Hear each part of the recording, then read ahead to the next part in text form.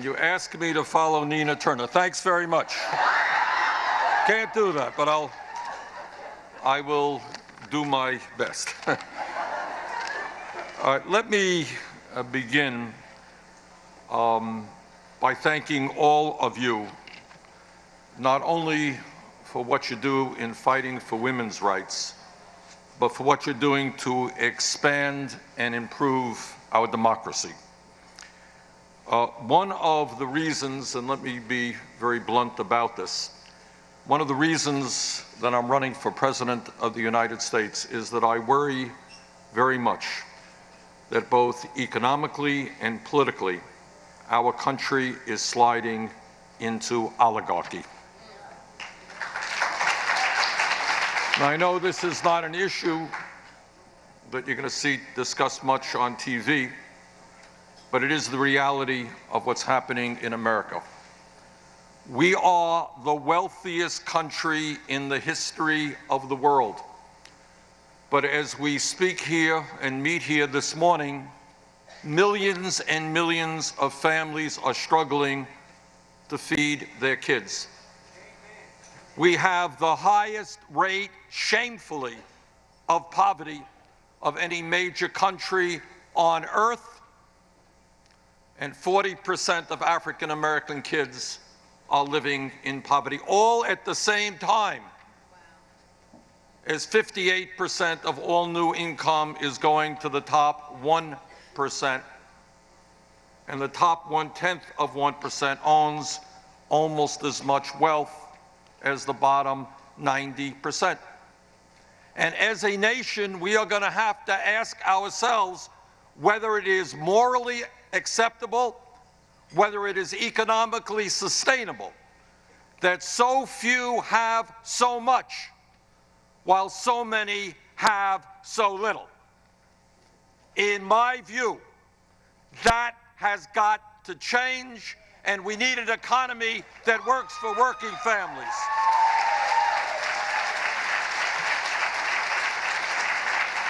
But it is not just economics, it is politics.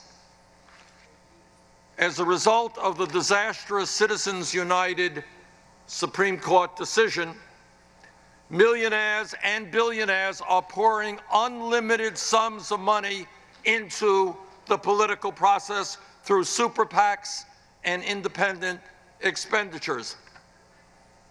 In the last election, last November, 63% of the American people didn't vote. 80% of young people didn't vote. And in today, millionaires and billionaires are buying the election. Is that what democracy in this country is supposed to be about? I think not. Now, the truth is, as all of you know, Republicans win when voter turnout is low, when millions of people turn their backs on the political process, when they look to Washington and they say, I'm working longer hours for lower wages, what are you doing for me? When they say, I don't have any health insurance, what are you doing for me? When they say, I can't afford to send my little baby into decent quality child care, what are you doing for me? Can't afford to send my older kids to college, what are you doing for me? And when people give up on the political process and don't vote in large numbers, when Republican governors suppress the vote, when the Koch brothers and other billionaires try to buy elections, Republicans win and we lose. So what do? What we do is make it clear that in this country, we need a political revolution.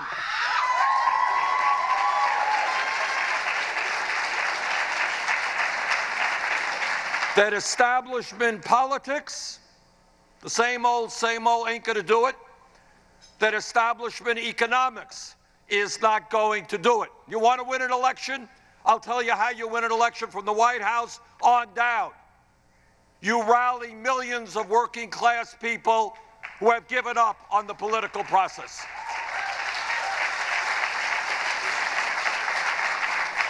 You rally young people who have given up on the political process.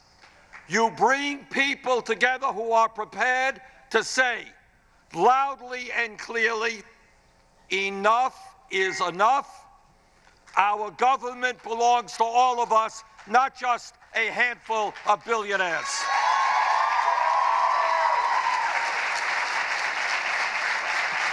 And if we do not do that, and if this is a same old type of election, and if millions of working people and young people do not participate, Republicans will win and we will lose. So let me tell you, I am extremely gratified in my campaign so far that we have rallied hundreds of thousands of people to come out to our meetings and our events, that we have 750,000 individuals who have made campaign contributions, not million-dollar contributions to super PACs, but $30 apiece.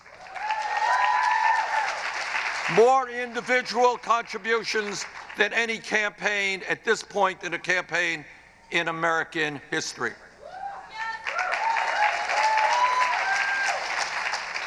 We win when people come together, when we reject the division of men versus women, of straight versus gay, of black versus white, of people born in this country as opposed to people born in another country. That is what they want to do.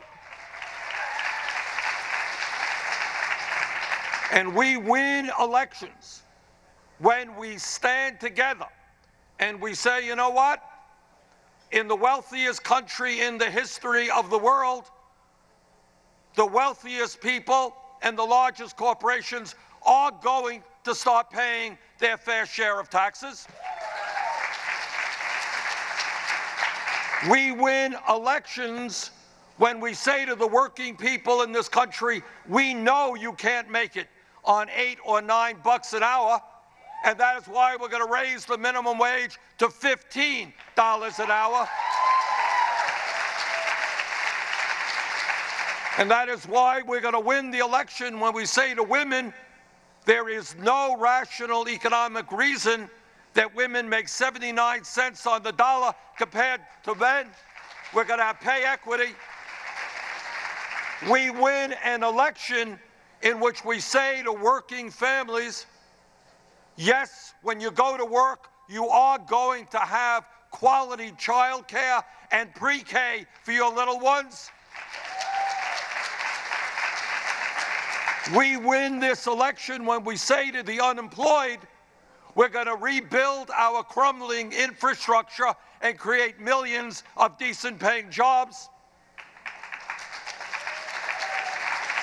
We're going to win this election when we say to young people and all people that we wonder what world the Republicans are living in when they deny science and refuse to go forward in helping us combat climate change.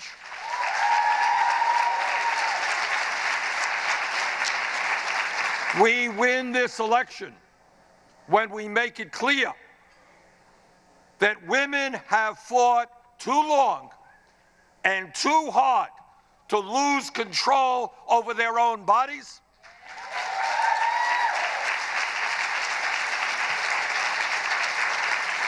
We win this election when we stand up boldly and say, no, you're not going to cut or defund Planned Parenthood. You're going to put more money into Planned Parenthood.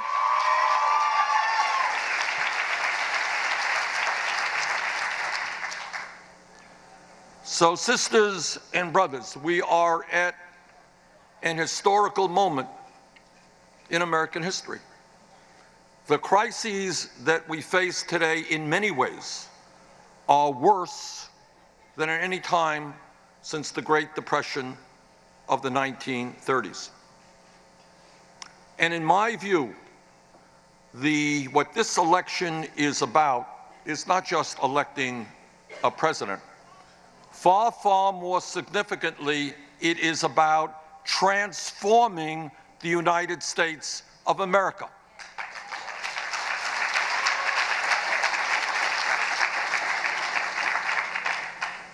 It is about understanding that there is something very, very wrong. Where the United States of America is the only major country on earth that does not guarantee paid family and medical leave. How does that happen? The only major country on earth that does not guarantee paid sick time or paid vacation time. How does that happen? The only major country on earth that doesn't guarantee health care to every man, woman, and child as a right.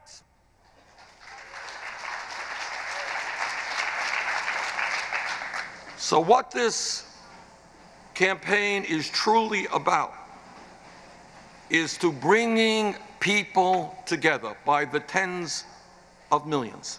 And that's tough. That is tough stuff to do. But if we do that, we're not just going to win this election, we are going to win it by a landslide.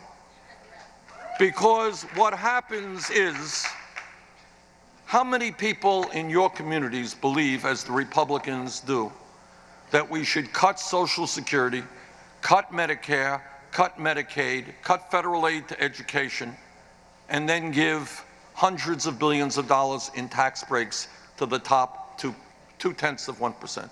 Nobody believes that.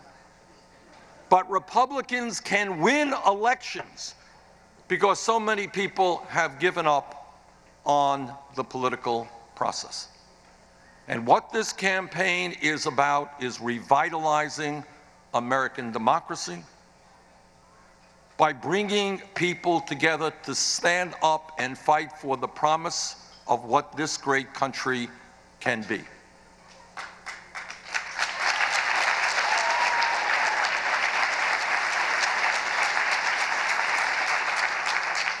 We can be a nation in which the middle class grows, not shrinks. We can be a nation in which we do not have the highest rate of childhood poverty of any major country and more economic and wealth disparity. We can do that. But in order to do that, we're going to have to do something that is pretty hard. Pretty hard, to quote Larry David.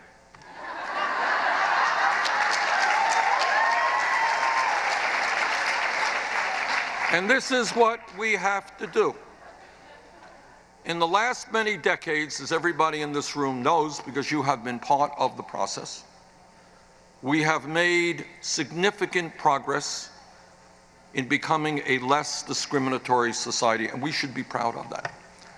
We should be proud that in 2008, the American people decided to vote for a candidate based on his program and his ideas and his character, not the color of his skin.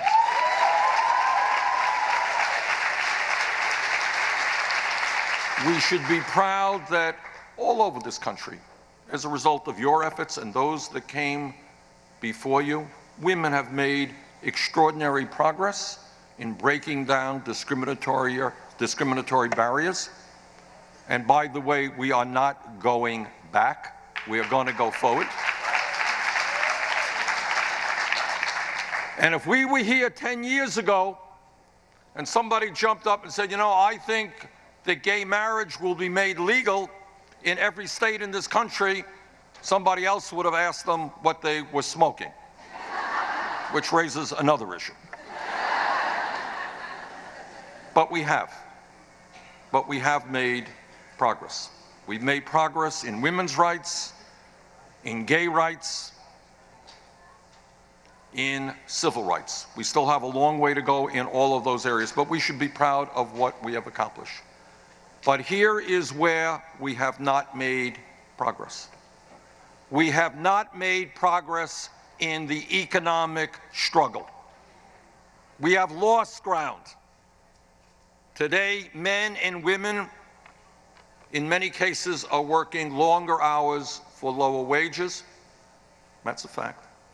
and almost all of the new wealth and income is going to the people on top. So the essential question in terms of the economic struggle is, are we prepared to organize and to take on the billionaire class, which today has so much economic and political power? That is the question. And if we are not successful in doing that, my prediction to you is that the rich will continue to get richer while most everybody else gets poorer. My prediction to you is that the Republicans, who do not believe Citizens United went far enough, want to get rid of all campaign finance regulations, will simply be able, through the Koch brothers and others, to give checks of hundreds of millions of dollars to the candidates of their choice. In other words, having candidates become employees of their corporate interests. That's the future if we do not educate and if we do not organize. But I have confidence that we can do both. I have confidence that if we come forward with a progressive, strong agenda that is prepared to stand up to corporate America, is prepared to stand up to the Koch brothers and the billionaire class, that is prepared to outline an agenda which will improve the lives of tens of millions of our people, we can not only win the White House, regain the Senate and the House, gain governor's chairs all over America. Not only can we do that, but much more importantly, we can transform this country and make it the country we all know that it can become. Thank you all very much.